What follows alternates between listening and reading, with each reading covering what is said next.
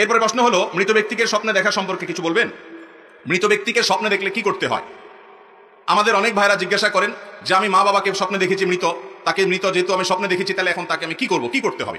উত্তর হলো যে মৃত মানুষকে দেখলে বিশেষ কিছু করার কোনো নির্দেশ নাই।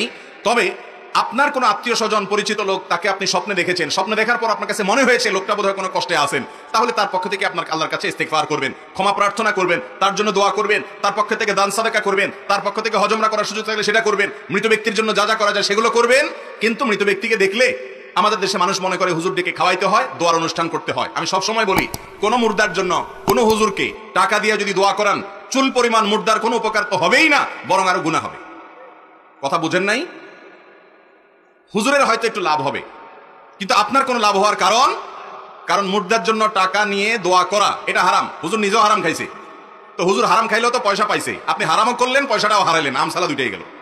কথা কি বুঝাতে পারছি? আপনার কোনো মৃত ময়মুরব্বীকে, আত্মীয় স্বজনকে স্বপ্নে দেখেছেন, মনে হচ্ছে উনি কষ্টে আছেন, ওই টাকাটা এমনি কোনো গরিব হুজুর থাকলে ওনাকে এমনি দান করে দেন, দোয়ার অনুষ্ঠান করিয়েন না। আর আপনি আল্লাহর কাছে দোয়া করেন, আর আলেমুল আমাদের কাছে এমনি দোয়া চান সাধারণভাবে।